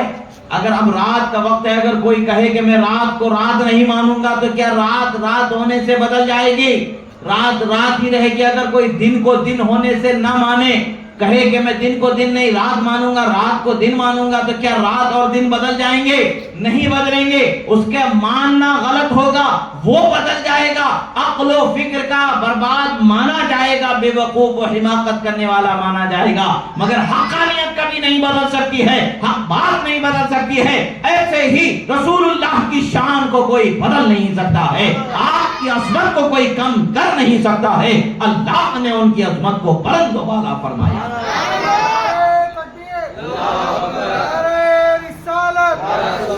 सरकार की आमद, सरकार की आमद।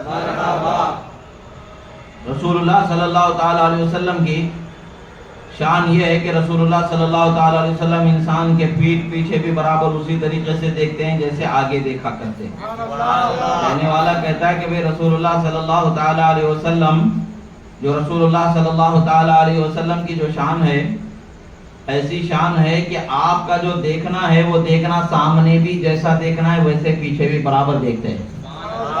आज के बदअकीदा लोग कहते हैं माज़अल्लाह, ये जमातों में जो घूमते हैं, जो बदअकीदगी को फैलाते हैं, भाई नमाज रोजा, भाई हम शरीयत के पक्ष कुरान की बात कर रहे हैं, सुन्नत की बात कर रहे हैं, हदीस की बात, हदीस में है, कुरान में है। ये कह करके आम भोले वाले इंसान को कोई बोलेगा तो वो क्या जवाब देगा? कभी इल्म वाले के सामने तो आओ, जिस पर अल्लाह की इनायत और रहमत है, जिसको रसूलुल्लाह की मोहब्बत है, जिसके सीने में रसूलुल्लाह की सुन्नत और अल्लाह के कलाम की इल्म को अल्लाह ने महफूज रखा है, आओ तो सामने कभी पता चलेगा। कितने आए तौबा करके गए आज तक के, ये बैगन बल्ली शाहिद है इसका। आते रहे, जाते रहे और आते रहेंगे, जाते रहेंगे, क्योंकि बातिल हमेशा بھاگتا ہے، حق ہمیشہ قائم رہتا ہے۔ नारे तकबीर, नारे तकबीर, नारे रिसालत, नारे रिसालत, नारे हैदरी, नारे गौस, رسول اللہ صلی اللہ تعالیٰ علیہ وسلم کی شان کے بارے میں سوال کرتے وقت بولتے نہیں، رسول اللہ کو پیٹ پیچھے کا علم نہیں تھا، بھائی غیب کا علم کیا ہوگا؟ ابھی میں نے جس طریقے سے کہا کہ رسول اللہ کے تھوک مبارک کی برابری نہیں کر سکتے، رسول اللہ کے بول مبارک کی برابری نہیں کر سکتے، تو تم رسول اللہ کے شان کی برابری کرنے والے ہو گئے؟ نہیں، وہ بڑے بھائی جیسے، ہم چھوٹے بھائی جیسے، معاذ اللہ۔ یہ باقاعدہ ان لوگوں کی کتابوں میں لکھا موجود ہے، اسی لیے ان کا رد کرتے ہیں۔ ان سے ہمارا جھگڑا یہ چھوٹے چھوٹے مسئلے نہیں ہیں، فاتحہ درود اصل جھگڑا نہیں ہے، اصل جھگڑا تو رسول اللہ کی تعظیم و توقیر نہ کرنے کا ان کی طرف سے جو عمل ہے اس پر جھگڑا ہے، رسول اللہ کی تحقیر کرنے کا جو ان کا عقیدہ ہے اس پر ہمارا جھگڑا ہے، اس پر ہم کبھی سمجھوتا نہیں کر سکتے ہیں۔ ہم کو گالی دے دو کبھی سمجھوتا ہو جائے گا، ہم کو برا بولو سمجھوتا ہو سکتا ہے، مگر اللہ کے رسول کی شان میں بال کی نوک کی برابر بھی بے ادبی کر دو، مرتے دم تک سمجھوتا نہیں ہو سکتا، کسی بھی صورت میں سمجھوتا نہیں ہوگا۔ رسول اللہ صلی اللہ تعالیٰ علیہ وسلم کی شان، کہتے ہیں پیٹ پیچھے کا علم نہیں، معاذ اللہ۔ ہم تو کہتے ہیں، ڈنکے کی چوٹ پر کہتے ہیں، اور کوئی خیب کیا تم سے نہا ہو بھلا، جب نہ خدا ہی چھپا تم پہ کروڑوں درود۔ جب خدا نے اپنا دیدار عطا فرما دیا تو کون سی چیز آپ سے چھپ کر کے رہ سکتی ہے یا رسول اللہ؟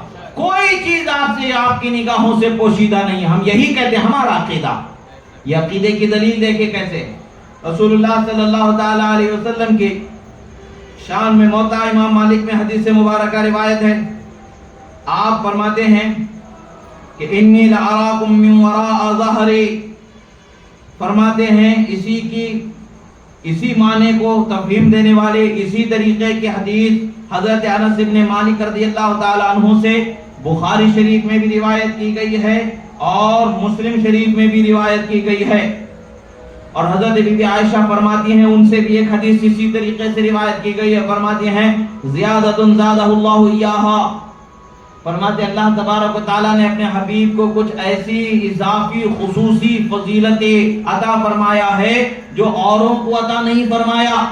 یہ ہمارے نبی کی شان ہے، ہمارے نبی کا علم تو دوسرے پیغمبروں سے بڑھ کر کے اللہ نے ان کو عطا فرمایا، ایسا علم عطا فرمایا کہ سارے پیغمبروں سے زیادہ علم اللہ تعالیٰ نے ہمارے ہی پیغمبر کو عطا فرمایا۔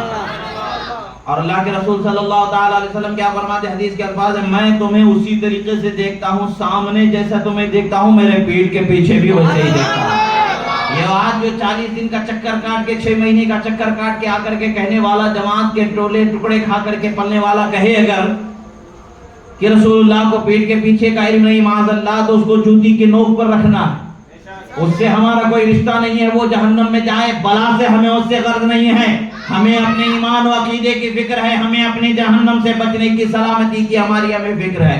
ہم تو اللہ کے رسول کے فرمان پر ایمان رکھتے ہیں، رسول اللہ نے فرمایا میں سامنے جیسے دیکھتا ہوں پیٹ کے پیچھے بھی ویسے ہی دیکھتا ہوں۔ ہم یہی کہتے ہیں کہ رسول اللہ کی نگاہوں سے پوشیدہ نہیں ہے، رسول اللہ زمین کے اوپر بھی ویسے ہی دیکھتے ہیں، زمین کے اندر بھی ویسے ہی دیکھتے ہیں، نگاہوں کے سامنے بھی ویسے ہی دیکھتے ہیں، پیٹ کے پیچھے بھی ویسے ہی دیکھتے ہیں۔ اب کہنے والا کہہ سکتا ہے بھئی یہ کیسے آپ نے بول دیا بھئی زمین کے اندر بھی ویسے ہی دیکھتے ہیں؟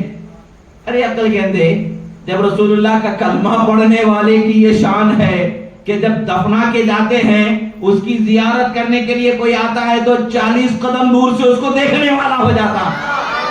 کلمہ جس نے لا الہ الا اللہ محمد رسول اللہ پڑھ لیا وہ زمین کے اندر سے اپنے رشتہ دار کو دیکھ سکتا ہے، تو کلمے والا نبی مدینے میں آرام کرتے ہوئے بیگن بلی کی سرزمین کا مشاہدہ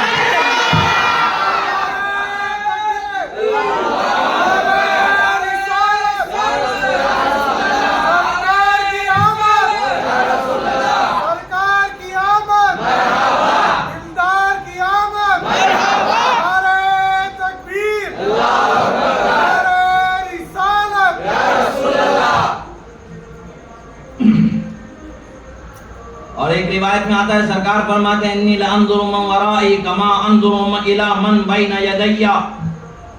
امام بزار نے اس کو روایت فرمایا, امام عبدالرزاق نے مسند میں روایت فرمایا, اور امام حاکم نے اس حدیث کو صحیح کہا. امام ذہبی نے ان کی موافقت کی. امام حیثمی نے اس کو روایت فرمایا اور کہا کہ اس کے رجال ثقات ہیں.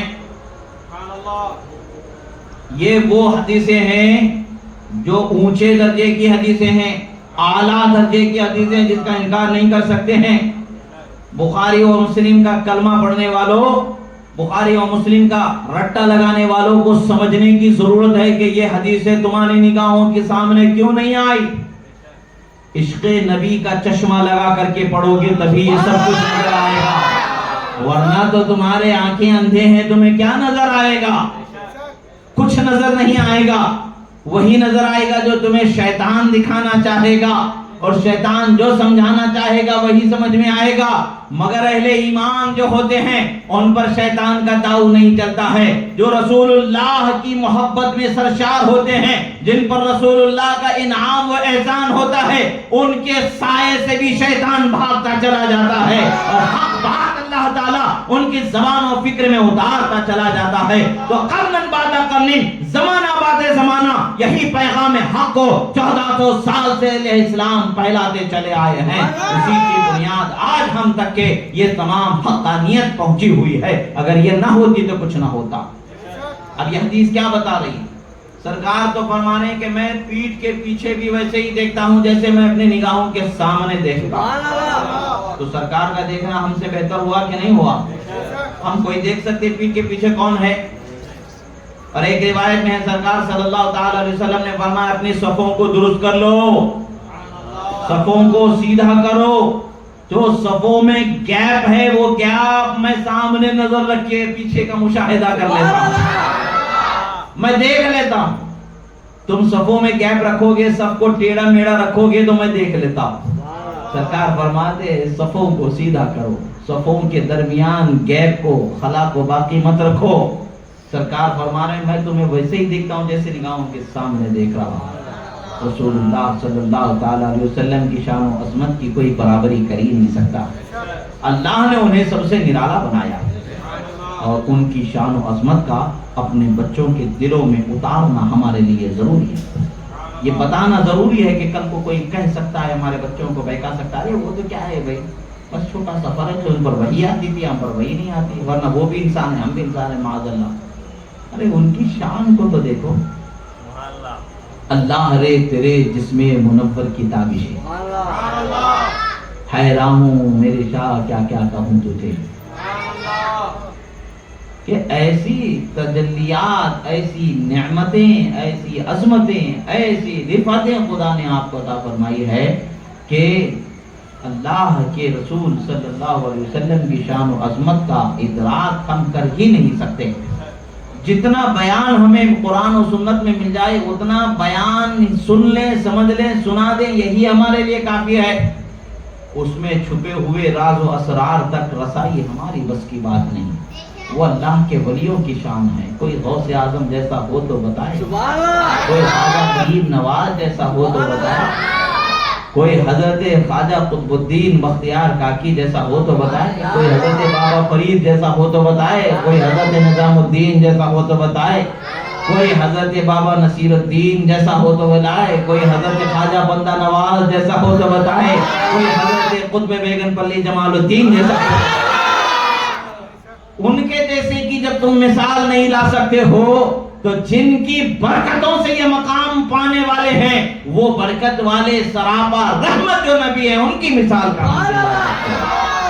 تو ایمان والوں کی شان تو یہی ہے کہ ان کی شان بیان کرو. ہماری پہچان رسول اللہ کی شان بیان کرنے میں ہے. ہمارے وجود کی بقا رسول اللہ کے شان کے بیان کرنے میں. ہماری بقا ہے تو رسول اللہ کے صدقے سے ہے, ہمارا وجود ہے تو رسول اللہ کے صدقے سے ہے. لہذا مسلمانوں اپنی پہچان رسول اللہ کی پہچان کرانے سے بنا لینا. جدھر جاؤ تو بتا دے کہ یہ رسول اللہ کی شان بیان کرنے والا مسلمان جا رہا.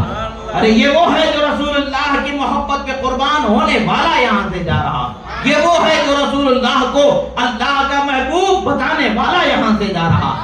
اپنی پہچان رسول اللہ کی شان بیان کرنے والا بنا لو، یہاں بھی کامیاب ہو جاؤ گے، وہاں بھی کامیاب ہو جاؤ گے۔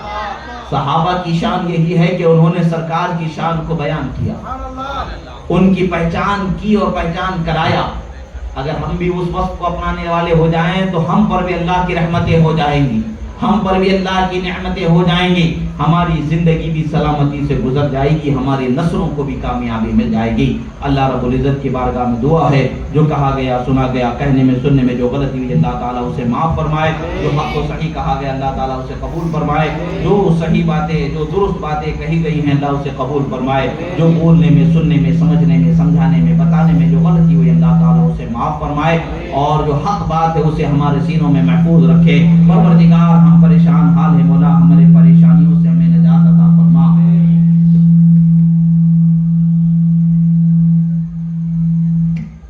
پروردگار ہم پریشان حال ہے، ہمیں ہماری پریشانیوں سے نجات عطا فرما۔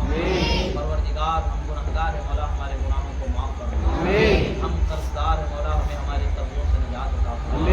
پروردگار تیرے حبیب صلی اللہ علیہ وسلم کے صدقے و فضل میں مولا ہم پر رحم فرما، انعام فرما۔ مولا ہمیں تیرے محبوب بندوں کا صدقہ عطا فرما، تیرے حبیب کا صدقہ عطا فرما، تیرے محبوب کا صدقہ عطا فرما، میلاد کا صدقہ عطا فرما، رحمت للعالمین کا صدقہ عطا فرما، رحمت للعالمین کا صدقہ عطا فرما، نعمت عطا فرما۔ مولا تیرے حبیب صلی اللہ تعالی علیہ وسلم کے صدقے میں زندگی جینے کا سلیقہ عطا فرما، رسول اللہ کی سچی محبت عطا فرما، اللہ کی سنتوں کو اپنانے کے توفیق عطا فرما، گناہوں سے بچنے کی توفیق عطا فرما، حق اور حلال پر چلنے کی توفیق عطا فرما، حرام سے بچنے کی توفیق عطا فرما۔ اقول قولی ھذا استغفر اللہ لی ولکم ولسائر المؤمنین وما علینا الا البلاغ المبین برحمتک یا ارحم الراحمین الحمد للہ رب العالمین۔ کل انشاءاللہ جس کالونی میں بیان